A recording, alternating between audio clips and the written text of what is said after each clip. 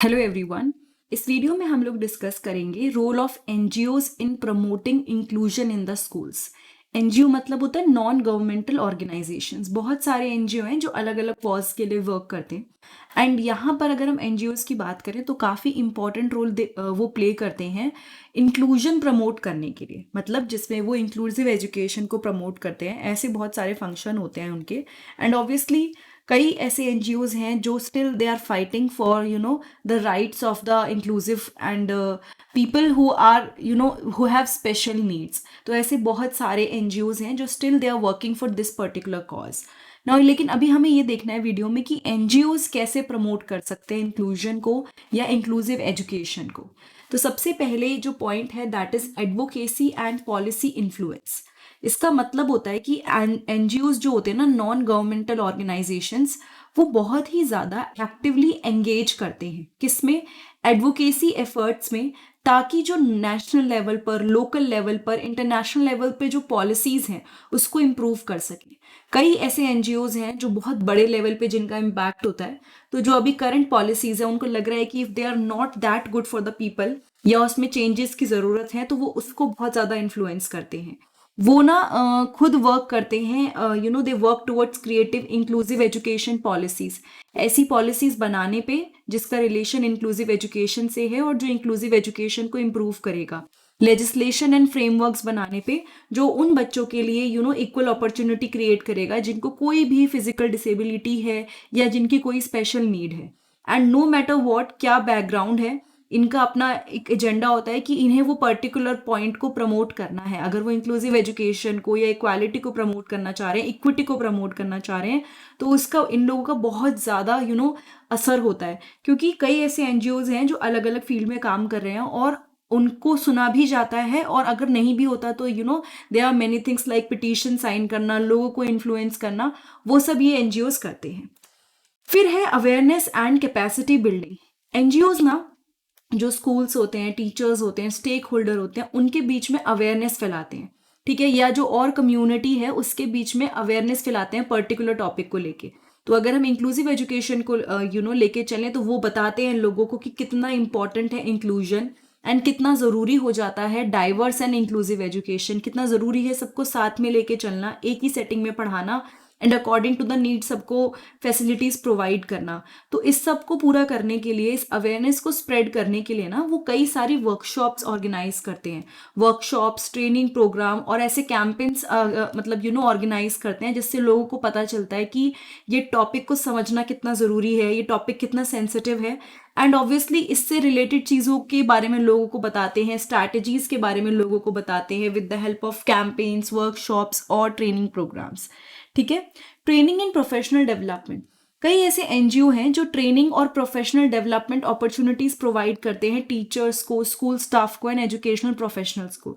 तो जैसे सपोज आपने पढ़ लिया, आपने स्पेशल एजुकेशन लिया सब्जेक्ट, आपने अच्छे से नॉलेज गेन करी, लेकिन टाइम टू टाइम आपको ज़रूरत है कि आप अपना जो पढ़ाई है, जो स्किल्स है, उसको अपग्रेड करो। तो ऐसे एनजीओज भी हैं जो स्पेसिफिकली सिर्फ इसी फील्ड के लिए वर्क कर रहे हैं।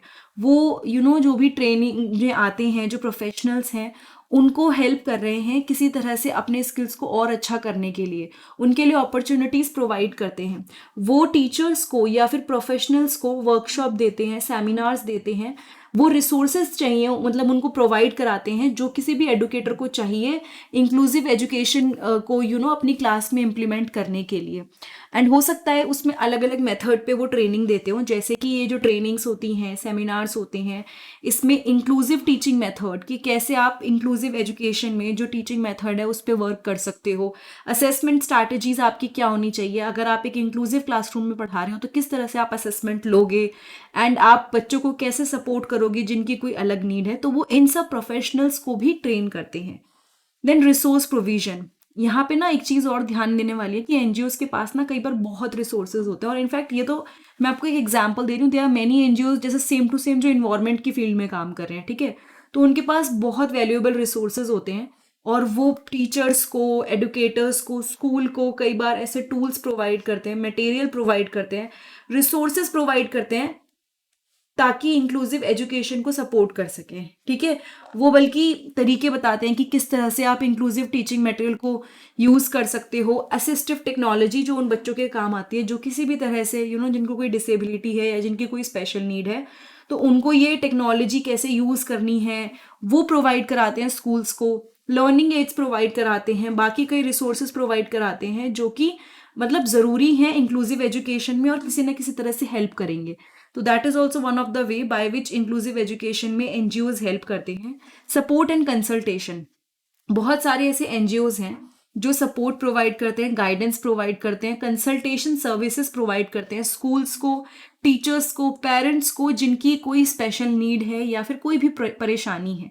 ये एक्सपर्ट एडवाइस प्रोवाइड करते हैं, रिकमेंडेशंस प्रोवाइड करते हैं, असिस्टेंस प्रोवाइड करते हैं कि कैसे आप इन चीज़ों को अप्लाई कर सकते हो। So they provide expert advice, recommendations, assistance कि आप इन एजुकेशन स्ट्रैटेजीज़ को, इंक्लूसिव एजुकेशन स्ट्रैटेजीज़ को कैसे क्लासरूम में अप्लाई कर सकते हो।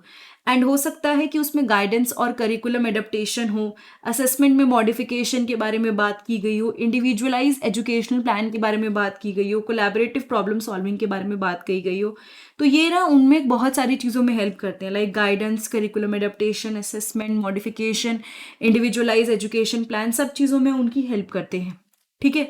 और साथ के साथ ये कई बार ऐसे एनजीओ हैं जो स्पेसिफिकली किसी एक पर्टिकुलर प्रॉब्लम के साथ ही डील कर रहे हैं। सपोज अगर हम बात करें कोई बच्चा जो फिजिकली डिसेबल्ड है, तो उसको उसी के रिलेटेड चीज़ें, उसी से रिलेटेड रिसोर्सेज, उसी से रिलेटेड टेक्नोलॉजी उस पर वर्क करती हैं और वहीं पे अवेयरनेस उसको लेके फैलाते हैं, ठीक है।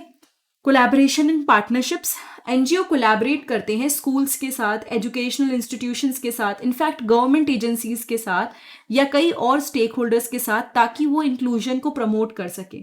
वो अपना जो भी लोग होते हैं उनको पार्टिसिपेट करने को कहते हैं नेटवर्क्स में, एंड वो बिल्ड करते हैं पार्टनरशिप ताकि जब भी ज़रूरत हो वो उनकी हेल्प कर सके, बेस्ट प्रैक्टिसेस यूज़ हो सके एंड एक कलेक्टिव वॉइस खड़ी हो इसके लिए, इंक्लूसिव एजुकेशन के लिए। क्योंकि होता क्या है ना कि कई बार स्कूल्स चाहते हैं वर्क करना बट उन्हें पता नहीं है कि कैसे हम इस चीज़ को और अच्छा कर सकते हैं। तो फिर वो जब ऐसे एनजीओज वगैरह के साथ कोलैबोरेट करते हैं तो चांसेस बढ़ जाते हैं कि उनको और अच्छे से समझ में आएगा और लोग भी इन्वॉल्व होंगे, और जो बच्चे आए हैं, उनके पेरेंट्स आए हैं, वो भी चीज़ें सीखेंगे अगर वो किसी ऐसे एनजीओ वगैरह को इन्वॉल्व करते हैं। सो एनजीओज फैसिलिटेट करते हैं collaboration schools and community organisation के बीच में, ताकि सपोर्ट सर्विसेज जो हो वो अच्छी हो सके, ठीक है। To enhance support services for students with diverse need. तो मतलब कई बार कई लोग आते हैं, कई मतलब प्रोग्राम्स चलते हैं जिसमें बच्चों को इम्प्रूव करने की ज़रूरत होती है कि उनको किसी तरह से हम अच्छा कर सकें उनके लिए, उनके बेहतरी के लिए, तब ये लोग बहुत ज़्यादा इंपॉर्टेंट रोल प्ले करते हैं। And again resource sharing is also one thing. कई एनजीओज मैंने बताया ना स्पेसिफिकली किसी एक चीज़ के ऊपर ही उनकी रिसर्च चल रही होती है। तो होता क्या है, उन्हें पता है कि ये एक पर्टिकुलर प्रॉब्लम है जिसकी वजह से, सपोज मेंटल हेल्थ ले लेते हैं, लेकिन वो मेंटल हेल्थ किसकी डील करेंगे, जो बच्चे इंक्लूसिव एजुकेशन में आते हैं, मतलब जिनको कोई ना कोई प्रॉब्लम है और उनकी मेंटल हेल्थ पे क्या असर है उसको लेके suppose they are going to study, उससे रिलेटेड वो एक्टिविटीज़ कराते हैं ताकि वो ऐसे एविडेंस बेस्ड प्रैक्टिसेस जनरेट कर सके। मतलब अगर वो सोल्यूशन भी निकालें तो उसका एविडेंस हो कि हम ये कर रहे हैं क्योंकि इससे ये होने वाला है। एंड ओवरऑल आप एजुकेशन में ना इंक्लूसिव एजुकेशन में कंट्रीब्यूट करोगे। वो स्टडीज़ कंडक्ट करते हैं, इवैल्यूएशन कंडक्ट करते हैं, इम्पैक्ट असेसमेंट कंडक्ट करते हैं, ताकि वो इफेक्टिवनेस देख सकें किसकी, इंक्लूसिव प्रैक्टिसेस की एंड इंटरवेंशंस की। एनजीओ क्या करते हैं ना, रिसर्च फाइंडिंग भी शेयर करते हैं एंड बेस्ट प्रैक्टिसेस जो होती हैं पब्लिकेशन की, कॉन्फ्रेंसेज एंड ऑनलाइन प्लेटफॉर्म, मतलब वो लोग ना इस चीज़ पे रिसर्च करते रहते हैं, नई नई चीज़ें अप्लाई करते रहते हैं, उसी पे पब्लिकेशन, वो कई आर्टिकल्स वगैरह, बहुत सारा रिसोर्स खुद ही वो फाइंड कर करके छापते हैं ताकि लोगों को भी पता चले। कॉन्फ्रेंसेज होती हैं इस चीज़ को लेके ताकि लोगों को पता चले कि ये प्रॉब्लम जो है ये क्यों है, कैसे ठीक कर सकते हैं, जो बच्चा है उसको क्या मेंटल हेल्थ और इशू हो सकते हैं। तो वो लोगों का एक ओवरऑल काम है, सिर्फ ये नहीं कि बच्चों से अवेयरनेस फैला दिया, बट रिसर्च करो, उसके लिए सोल्यूशन ढूंढो, उसके ऊपर कॉन्फ्रेंस करो और लोगों से कोलैबोरेट करो। ये सब काम एनजीओज करते हैं। So that is the whole point कि क्या एनजीओ का रोल है इंक्लूजन प्रमोट करने में, ये हम लोगों ने पढ़ लिया। एंड अगर ये वीडियो आपको अच्छी लगी है तो चैनल को सब्सक्राइब करने के साथ साथ वीडियो को लाइक कीजिएगा, प्लेलिस्ट ज़रूर चेक कीजिएगा, बहुत सारी इंपॉर्टेंट वीडियोज़ हैं जो आपको प्लेलिस्ट सेक्शन में मिल जाएंगी। और अगर आपको मेरी किसी भी वीडियो से बेनिफिट हो रहा है और आप कुछ भी हेल्प करना चाहते हैं तो नीचे डिस्क्रिप्शन बॉक्स में एक लिंक है, that is buy me a book. वो यूज करके you can actually buy me a book. It is up to you how much you want to pay, it's completely up to you. And thank you अभी तक जिन्होंने भी कुछ भी help करी है, thank you so much for that.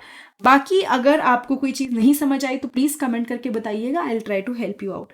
Thank you so much, have a nice day, I will see you next time in the next video.